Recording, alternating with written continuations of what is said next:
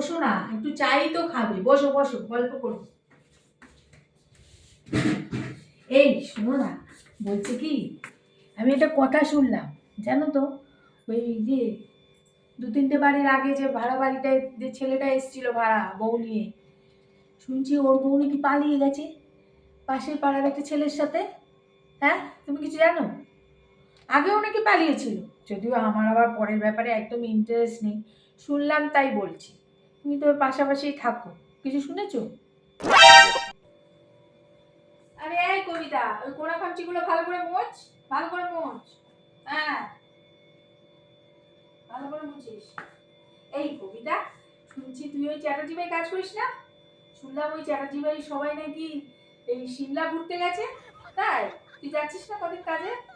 আমার আবার যদিও অন্যের ব্যাপারে এত মাথা ঘামানোর দরকার নেই, কে কি করছে কে কোথায় যাচ্ছে, হ্যাঁ শুনলাম তাই বললাম। তাই গেছে নাকি ওরা? হ্যাঁ গেছে তো। ও, আমি শুনলাম তাই তোকে জিজ্ঞাসা করলাম। আরে না বৌদি, সেদিন শুনতেছিলাম তোমাদের ওই আদিবাড়ির যেটা আছে ওটা নাকি বেচা দিচ্ছ। কে জানি কইতেছিল যে অর্থনৈতিক কষ্টে ওইটা বেচা দিছে, কি জানি এটা সত্যি গো? যদিও আমার এসব তোমার পার্সোনাল ব্যাপার, আমার ঢোকার কোনো ইচ্ছা নাই, শুনলাম তাই জিজ্ঞাসা করছি। হ্যাঁ না মানে ওই আর কি। আচ্ছা মাসিমা, বলছিলাম কি, আপনার বড় ছেলে কি আলাদা হয়ে গেছে? কি বাড়ি কিনা গেল, না ভাড়া গেল, না ফ্ল্যাট কিনলো, কোনটা? না এটা আপনার প্রাইভেট ব্যাপার ঠিকই, আমি এতে নাক গলাচ্ছি এটা ঠিক না, কিন্তু আমি শুনলাম তাই, আমার ইচ্ছাও লাগে না মানে অন্যের ব্যাপারে নাক গলা, এইসব পার্সোনাল ব্যাপার মানুষের। আপনি আসছেন তাই জিজ্ঞাসা করি, কি বাড়ি কিনা গেল?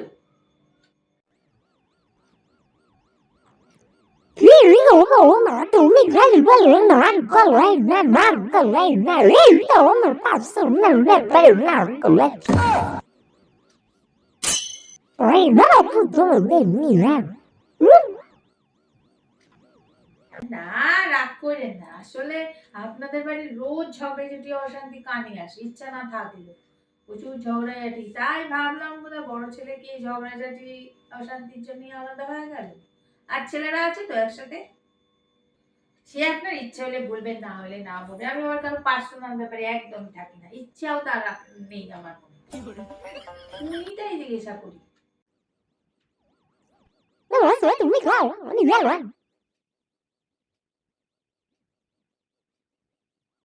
খায়া যাইতে পারতেন মাসিমা, আস্তে আস্তে যায়েন।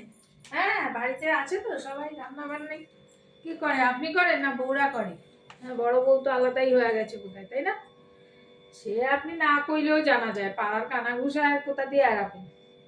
যাই হোক, ভালো থাকেন, যদি ঘরে কোনো অশান্তি হয় ডাকেন, আমারে ডাকবেন, আমি যাব, কিন্তু আমার কারো পার্সোনাল ব্যাপারে যাওয়ার খুব একটা ইচ্ছা নাই, বুঝলেন তো? সাবধানে যায়েন।